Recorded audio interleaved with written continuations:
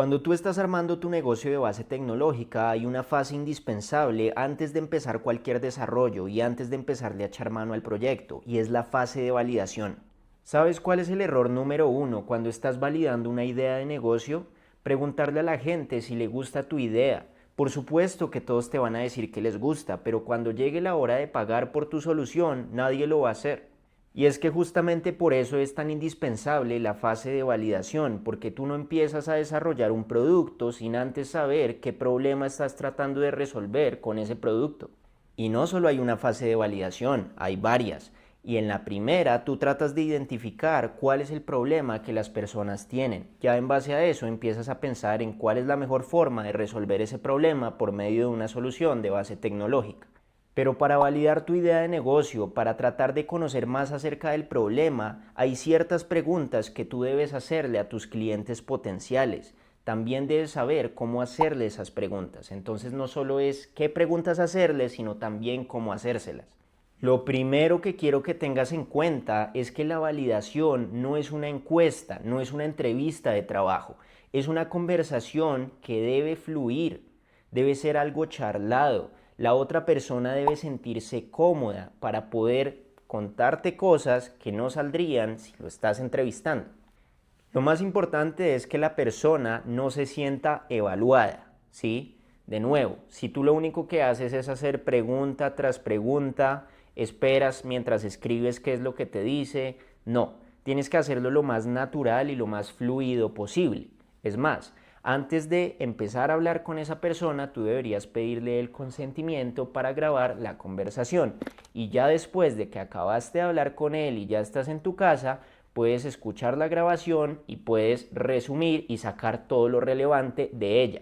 La idea es que hagas sentir a esa persona tan cómoda que te empiece a contar historias, que te empiece a contar anécdotas y que la pasen bien los dos, como si fueran amigos. Ahora ya sabes que no tienes que hacer una entrevista y sabes por qué hacer una entrevista es malo. Pero ahora déjame darte unos tips para que la conversación fluya como una charla con un amigo. El tip número uno es interesarte de verdad por lo que esa persona te está contando. Si esa persona te cuenta una anécdota, te cuenta algo que es legítimamente interesante, pues tú no lo dejes pasar por alto y pases inmediatamente a hacer la otra pregunta, sino recalca más sobre eso que te acaba de contar, porque a fin de cuentas te pareció interesante, ¿no? Pregunta, oh, ¿y cómo te sentiste tú después de eso? ¿Y qué hiciste? O ríete, ¿sí? O comparte una anécdota tuya que haya sido similar a esa. El tip número 2, ya hablé algo de eso, es que tú no debes tomar notas en frente de ellos. Debes grabar la conversación. Les pides el consentimiento, grabas la conversación, con eso te olvidas por completo de tener que recordar lo que él te dice porque ya está quedando grabado, ¿sí? Con eso pues no vas a estar constantemente pensando en que tienes que recordar eso y más bien eso lo grabas y te da tiempo de tener una conversación más natural y más fluida. El tip número 3 es que compartas algo de ti. No solo dejes que la persona hable, tú también participa en la conversación. ¿Sí? Si esa persona te cuenta algo que ella hace frecuentemente y tú lo haces también, pues hácelo saber. Ja, yo también hago eso. Ay, sí, cuando me pasa tal cosa, yo también hago eso. Eso estaría muy bien. El tip número 4 es escuchar mucho más de lo que hablas. Y con esto no quiero decir que no debas participar en la conversación, que solo debas hacer preguntas. No, participa de forma orgánica en la conversación. Pero si la conversación se llega a alargar porque esa persona está hablando mucho, pues déjala. A fin de cuentas, lo importante es que todo fluya. Recuerda que la fase de validación no es una venta. Las ventas se hacen después, cuando ya tienes el problema identificado y ya creaste la solución. Estás hasta ahora validando, ¿sí? No tienes por qué meterle en los ojos a esa persona tu idea y hablarle constantemente de tu idea. Simplemente necesitas conocer más de esa persona. Necesitas entender su realidad. El tip número 5 es aprovechar los silencios. No se trata de que haya silencios incómodos o no. Aprovecha los silencios después de que él te contó algo, porque muchas veces después de que él te cuenta algo, lo va a poder seguir complementando si tú dejas un pequeño silencio. Ahora que ya conoces los tips para que la conversación fluya, ahora que ya sabes más o menos cómo debes ir haciendo las preguntas de forma conversacional y no como si fuera una encuesta, te voy a indicar qué preguntas puedes hacer. El primer set de preguntas está relacionado con entender el problema.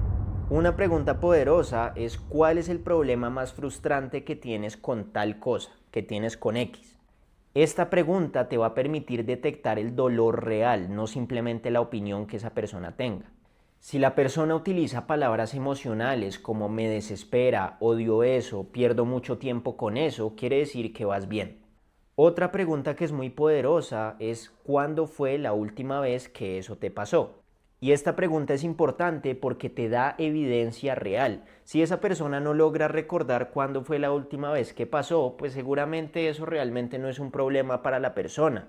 Pero si es un problema que esa persona tiene constantemente, pues le pasa frecuentemente y va a recordar el último momento en el que eso le ocurrió. Ahora, ¿cuándo fue la última vez que te pasó? No es lo mismo que qué tan seguido te pasa eso. Cuando tú preguntas con qué frecuencia te pasa, estás midiendo realmente cuál es la prioridad de resolver ese problema. Evidentemente, un problema semanal o diario es mucho más importante resolverlo que un problema que solo ocurre una vez al año o 2 veces al año. La cuarta pregunta que puedes hacer es: ¿qué estás haciendo actualmente para resolver ese problema? La respuesta a esa pregunta te va a permitir identificar con certitud si el problema realmente existe, ya que si te dicen que actualmente ellos no hacen nada para resolver ese problema, pues seguramente quiere decir que es un problema que no es tan grave, que no les causa tanto dolor y que no les urge tanto resolver. En cambio, si la persona ya está haciendo algo para resolver ese problema, no importa qué tanto tiempo tome la solución actual o qué tan manual sea esa solución, si está haciendo algo para resolver ese problema, eso es un excelente indicio. Otra pregunta es: ¿cuánto tiempo y cuánto dinero te toma resolver ese problema? Si esa persona te da un número concreto, ya puedes estimar qué valor tiene resolverlo. Otra pregunta es: ¿qué pasa si no resuelves ese problema?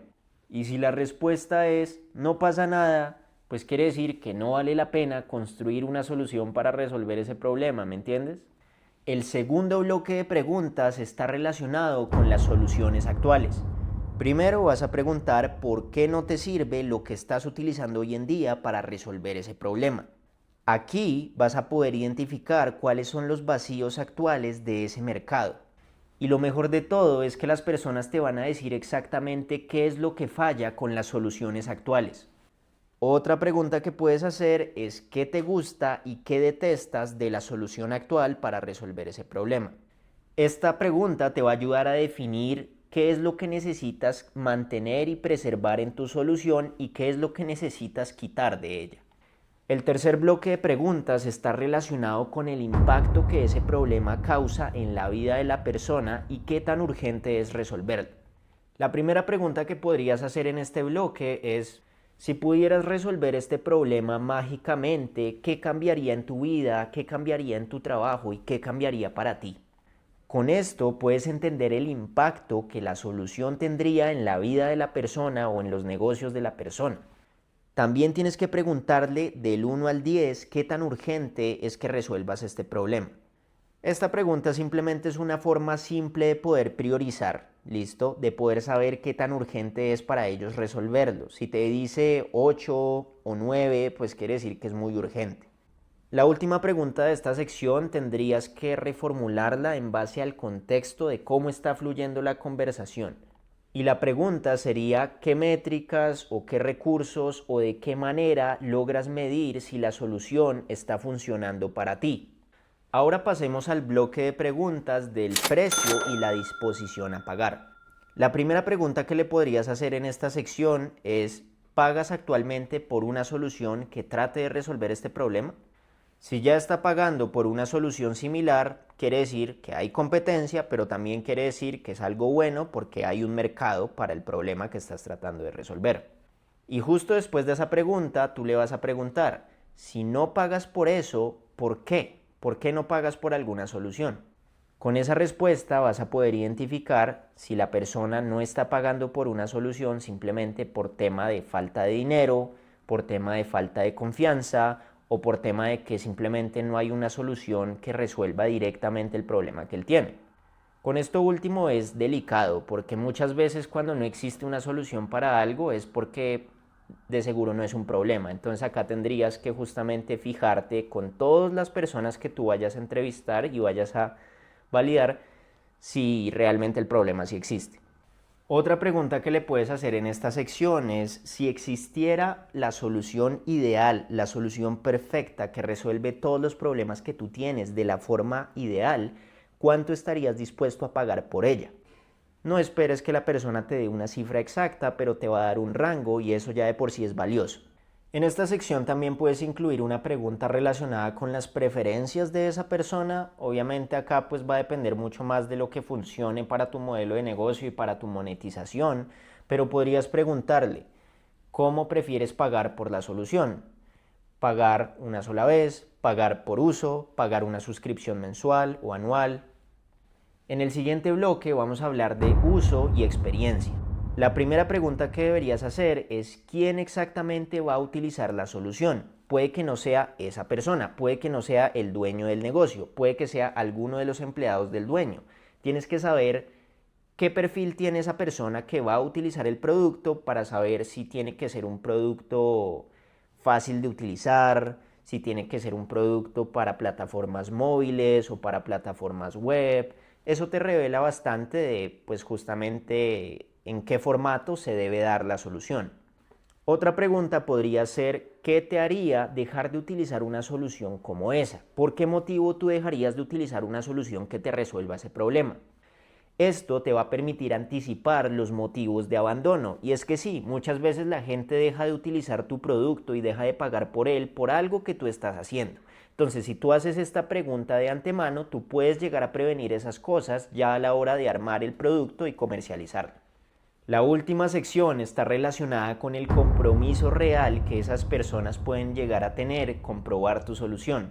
La primera pregunta que vas a hacer va a ser si te interesa probar una versión temprana de la solución que nosotros vamos a desarrollar. Y si esa persona está muy urgida por resolver ese problema, pues va a estar encantada en hacerlo, más aún si tu solución se adapta a la perfección y resuelve muy bien ese problema. Acá mucha gente te va a decir que lo más profesional es pedir el email de la persona, pero si es posible, pide el número de la persona y pregúntale si le puedes escribir directamente cuando ya se tenga una primera versión para que esa persona participe, ya sea una beta, ya sea que te vuelvas a reunir con él y le muestras lo que tienes, ¿sí? Al final, no olvides preguntarle a esa persona si puede presentarte a otras personas o a otras empresas que tengan el mismo problema que él tiene. Ahora que ya tienes toda esta lista de preguntas exhaustivas que te acabo de dar, tienes que aprender a interpretar la respuesta que ellos le dan a cada pregunta. Esto ya lo haces después, cómodamente, en tu casa, escuchando la grabación una y otra vez. Si al volver a escuchar la grabación te das cuenta que la persona tiende a contar historias reales e historias recientes, en vez de opiniones, vas por buen camino. Eso es señal de que realmente hay un problema. Si mencionan números, tiempos o pérdidas, estás frente a un problema cuantificable y eso es muy bueno. Si en el proceso de validación hay varias personas que describen el mismo problema, eso es magnífico porque quiere decir que va a haber un mercado para lo que tú vas a crear. Y si alguien quiere pagar, probar o recomendarte a otras personas, felicidades porque vas por muy buen camino. Te acabo de revelar todos los secretos para poder tener una fase de validación exitosa antes de crear un producto de base tecnológica. Ya tienes una lista exhaustiva de preguntas que puedes hacer y lo mejor de todo es que sabes cómo hacerlas e interpretarlas. Si quieres aprender cómo hacer crecer tu negocio de base tecnológica, no olvides suscribirte.